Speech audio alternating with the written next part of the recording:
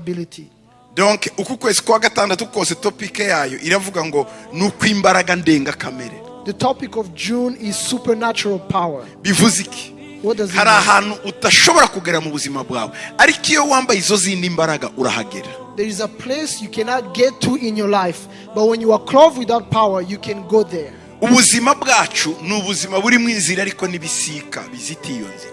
Our lives have ways and they also have barriers. Donc hari ibisika byinshi. There are many walls. Kugira ngo umuntu ajye hakurya y'ibisika, To go beyond the walls, ugomba kuba ufite imbaraga ndenga kamere. you must have supernatural power. Zikazazindi Yesu yari afite Just like Jesus had amaze kuzuka.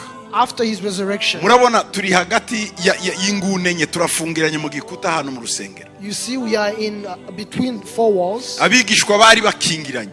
The disciples were in the room, Ariko bagiye kubona Yesu abahagaze hagati. and then when they looked, Jesus was among them. Izo ni imbaraga ndenga kamere That is supernatural power umuntu aba afite. that someone can Iyo have. abantu bapfuye When people die tukabashira mu gitaka, and we bury them, tukaborosa igitaka, we bury them underground. imbaraga kimuntu The natural power, zikugumishamo.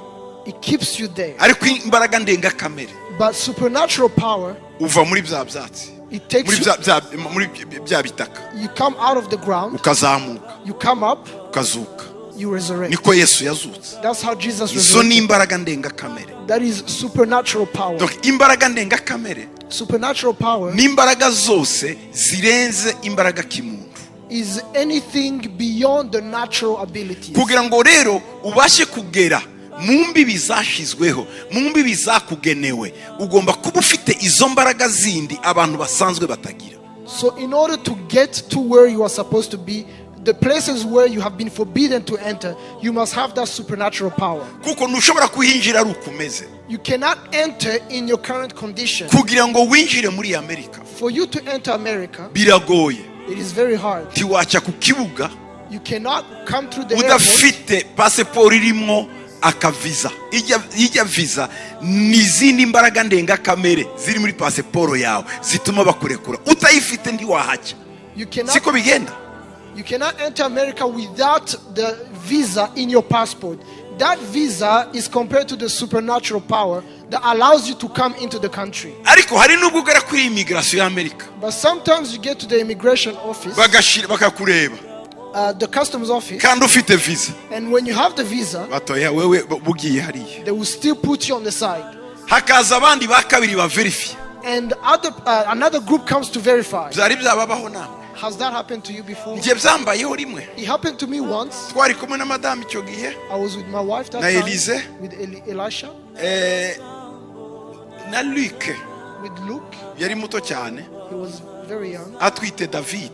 and she was carrying David.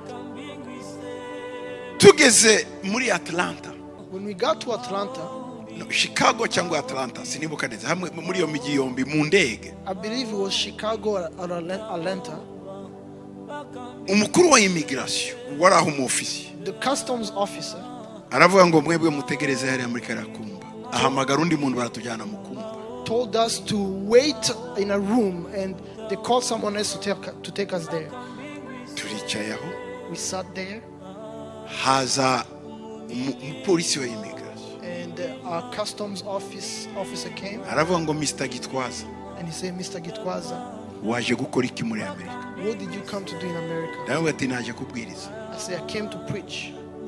Kubwiriza To preach where? muhaye ama invitation yanjye. I showed him my invitations. Arasomye. He read. Ati se none ugira ministeri hano? He asked, do you have a ministry here? Yari yamwe ngo ninde wagutumiye? He had asked me who invited me. Ni ministeri yacu yari yantumiye. It is our ministry that invited us. Ndavuga ye turayifite. I said, yes, we do have a Icyicaro ministry. cyayo kiba. What is their headquarters? Kiba muri Atlanta. It's in Atlanta, Ohio. Ohio. Batelefona Leonard. They called Baje mu Leonard. kindi cyumba kumutelefona. They went in a separate room to call him. Leonard ntaza yitaba telefone, uwo munsi arayifata. Leonard, who never picks up his phone, that day, thank God, he picked it up. Baramubwira ngo Gitwaza uramuzi? They asked, do you know Gitwaza? Aravuga ngo ndamuzi, ni boss wanjye. And he said, yes, I know him. He's my boss. Niwe mukuru wa ministeri yacu. He is the head of our ministry. ati okay, They say, okay. ninde wamwishuriye tike imuzana? Who paid his ticket to come here? Njye bari bambimbagiye nanjye, They had asked me that. ninde wakurihiye tike? Who paid for your ticket? Ndavuga nayirihiye, I say, I paid for it myself. ariko uko tubigenza, But the way we do it, kuko bikorerwa muri internet, because we do it through the internet, umupasiteri wacu duhagarariye aha we ayigurira aha, njyewe amafaranga nkayaha ababyeyi be hariya mu Rwanda. I said, our pastor, who is the representative of our ministry, pays for the ticket here, and I give the money to his parents. in Ntabwo twari Rwanda. twavuganye nawe, We had not discussed that. baramutelefona They called him. ngo ninde wamuguriye visa, Say, who- ninde wamuguriye tike? Who paid for the flight ticket? Niho rero ngo nguwo ni bose ngo arigurira tike, And Leonard said, he is my boss. He pays for his own tickets. batariko ngenda biyaranja hano nkayimugurira But akishura iwacu mu Rwanda. I arrange it because I paid here, and he pays it to my parents. Baragarutse titwamenye ko bavuganye, So we did not know that they talked. haza undi mupolisi wa kabiri They wa came, gatatu, our third customs officer, arambwira ngo zana ibyangombwa byawe byerekana ko uri umukozi w'Imana. and he said, bring proof or documents that show that you are a servant of God. Ndamubwira And I told him, ntabyo ngendana ndiwe, I don't walk with my documents. I'm a servant of God. gusa But nakwereka inzandiko nsinyira abantu amarekomandasiyo. I can show you the recommendations that are signed for people. Tibyerekana, He said, show me. funguye computer yanjye, I opened my haza computer, umupolisi w'umugore wa gatatu, and they came, a lady customs officer. bararebye muri computer They looked at my babona computer. amarekomandasiyo ntanga, They saw the recommendations that I sent out, ibiterane nkora, the conferences that I have. basubiyeyo. They went back. Haza undi wa gatatu, And they came another customs officer. baramubwira ati uyu muntu They said, this person, turabona ibyo twamubajije byose narimo mbumva, I was listening to them, ati yabisubije neza, ati kandi twavuganye n'umuhagarariye hano nawe niko yadusubije. and he said, all the questions we asked, he answered them, and we also talked to his rep, and he answered the same questions. Bari bahisemo kunsubizayo, They had decided to make me go back. mfite visa, I had a visa. Eliza afite visa, Elise had a visa. Like ntayo yari akeneye, Luke didn't need it. na madamu afite visa. And my wife had a visa. Noneho uriya mukuru araje And ngo then ngwino their boss came. tujyanye nawe, I went with him. arambwira ngo mbwiza ukuri ukora iki, And he told me, tell me the truth. What do you do? ko tubona pasiporo yawe irimo amakashe menshi ku isi, ukora iki? Tubwiza ukuri. We see that your passport is full of visas going around the world. What do you really do? Ndababwira ndi umupasiteri And I told him, I am a pastor. kandi ngenda nshinga amatorero ku isi. And I go and plant churches around the world. Asubiyeyo He went back. atelefone umuntu, He called someone. so He said, sinzi sir, uwo bavuganye, numvishe gusa avuga hirya. I just heard him speaking in another room. He is a minister. Ngo ni umukozi w'Imana. He is a minister. Ni umukozi w'Imana. Ngo yes, aritaba sinamenye icyo ye, ngo yes, And then he said, yes, yes, yes. aragaruka. He came back. Mr. Gitwaza, Mr. Gitwaza, good news, ndagufitiye amakuru meza. karibu muri Amerika. Welcome to Twari America. tuhagize isaha yose. We spent 1 hour in that place. Ufite visa, Having a visa, ariko bashobora nanone kutakwemerera kwinjira. they can deny you entry. Byenda mwe namwe byababayeho rimwe na rimwe bakabashira muri ako kumba, mwe ntabyo Were mwagize. you ever put in that room? No. Manzi nawe akagiyemo ako kumba. Manzi, did you go through it? Ntitwareka abagendagenda cyane, ntitwareka. People who travel a lot go through those things.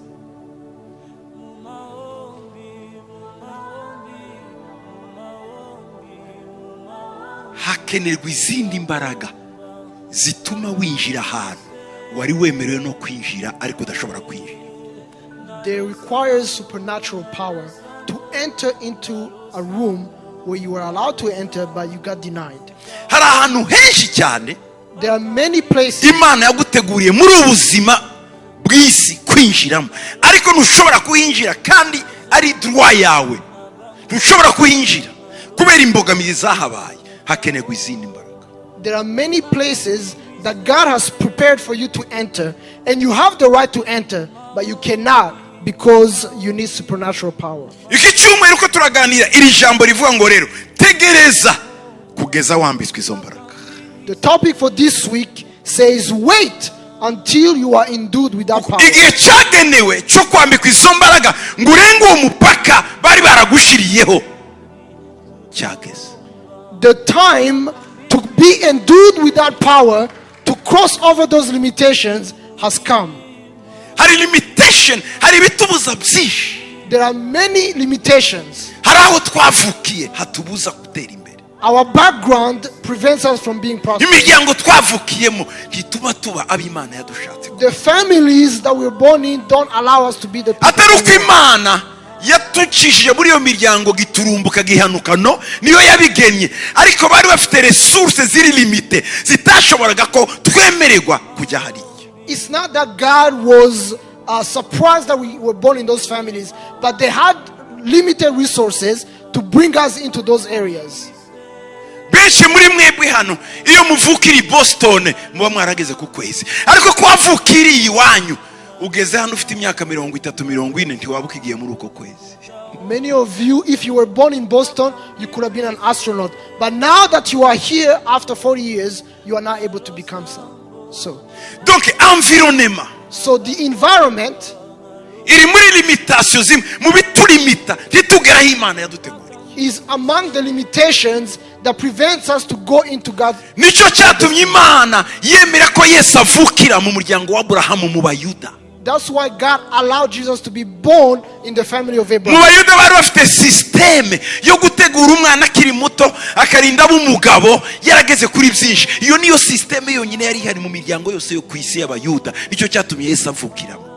The Jews had a system to raise children so that they can achieve much when they were still young. That's why Jesus was born among the Jews. umunsi Imana ijya kwa Aburahamu, The day God went to Abraham, igihe bamusuye when they visited him, ari abagabo batatu there were three men. batandukanye nawe, When they bamaze separated, kurya no guhaga, after they ate, bamaze kumusezeranya umwana, after they promised a ngo child, bageze hirya gato when they got a little bit further, ngo barabazanya, ngo Imana iravuga ngo God said, ngo ariko ngo hari icyo twahishe inshuti yacu Aburahamu, bari bagiye kurimbura Sodoma, can we hide anything from our friend Abraham? ngo kuko ngo muri we Because in him, ngo harimo uburyo bwo kurera abana, there is a way to educate ngo children. ndetse nabo mu muryango we, And even in his house, ngo n'abakozi bamukorera, even his servants, ngo bakabarera mu nzira yo gukiranuka, and they are able to raise them in the way of righteousness, y'ubutabera, of integrity, ngo no gutinya Imana, and fearing God. ngo muri we In him, harimo niyo mikorere. there are those systems. niyo mpamvu Isaka yavutse, That's why Isaac was born, Yakobo akavukamo, Jacob was born, Yuda akavukamo, Judah was born, Dawudi akavukamo, David was born, Yesu akavukamo. and Jesus was bigeze born. igihe cy'aba Mose, When he got to Moses, Imana noneho ibaha igitabo cyo mu ijuru ngo dore imyitwarire muzakora.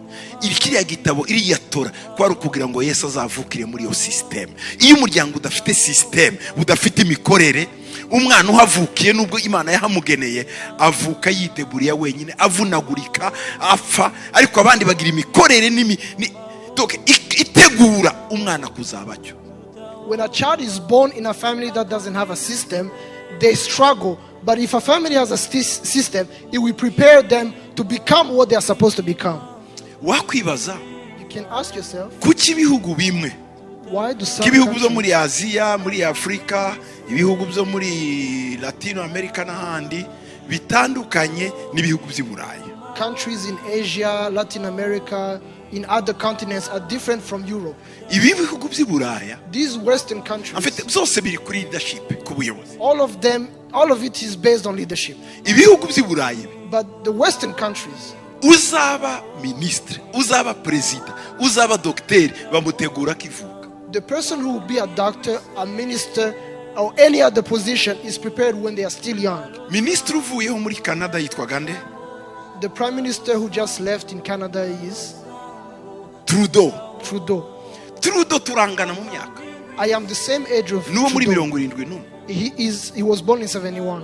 ariko ise yari ministre wa mbere wa Canada. Ise Trudeau yahise amutegura Trudeau yavugaga igifaransa kitari cy'abakebekwa nk'icy'abafaransa. Yigiye mu Bufaransa, yiga no muri Canada, muri Amerika. Yavugaga icyongereza nk'abanyamerika, akavuga igifaransa nk'abafaransa, kuko bamuteguye kuzaba premier ministre. Aba murimo mubona uyu munsi ni abategetsi n'ikibarateguwe. Impamvu muri Aziya, muri Afrika, muri Latin America tugira abaperezida b'ibitugu nuko nyine turide buriya, noneho wavuka wagera hari ukavuga tumva ni Imana yahangeje aha ni nge na Yesu. Donc ntitwateguwe. Kudategurwa ikintu cyose uzareba abanyaziya, abanyamerika, iyo uhagera ku maraso yawe. Rero kubera ngo umuntu agukure hagomba iki andi maraso. Ariko wateguwe aziko imyaka yirangiye hari abandi bateguwe bagenda babisana kuko abandi barateguwe. Donc iyo hari systeme yo gutegura mu bantu, ibi bihugu bigira systeme itegura. Impamvu Yesu atavukiye muri Afrika nta mitegurire yahabaga. Impamvu atavukiye muri aho handi ntayo. Mu Bayuda habaga gutegura. Iyo mipaka nta yariho. Umwana avuka nta mipaka, agendera mu muhanda ugororo. Ariko twebwe ubu turimo turarwana. Ikidufasha gukura iyo mipaka niki? Twarakuze, dukeneye gusiza imbaraga. Imbaraga surnaturelle. Prime Minister Trudeau was prepared from his young age by his father, who was also a prime minister, to become to take over his position. So when we don't have places or when we don't get prepared as children, we struggle. And even in Africa, that's why we have dictators, because they arrive by shedding blood. They take the power by shedding blood, and they are removed by the same way. I'll give you examples. In Israel, who did the priests? Abalewi bakivuka Imana yaravuze ngo nimwe muzakora gusibya ubutambyi. Wigeze ubona umuntu wo kwa Nafutali ajya mu batambyi? Umuntu no buri muntu abajya mu bye kuko niho yahamagariwe. Nta mulewi wajyaga muri politiki, nta mulewi wajyaga muri business, bari abatambyi. Turi kumwe. Priesthood was only done by the Levites because they were prepared to become priests. No person from Naphtali or from any other tribe became a priest. Umwana wavukiye mu gitambyi, a child who was born into biramworohera kuba umutambyi. It's easy for them to become a priest. Turumvikanye bene data? Are we together? Donc hari imbogamizi nyinshi, hari imipaka myinshi imbere yacu, ni myinshi cyane, ni myinshi itubuza kugera hari Imana yaduteguriye. Ariko iyo twahawe ziriya mbaraga ndenga kamere,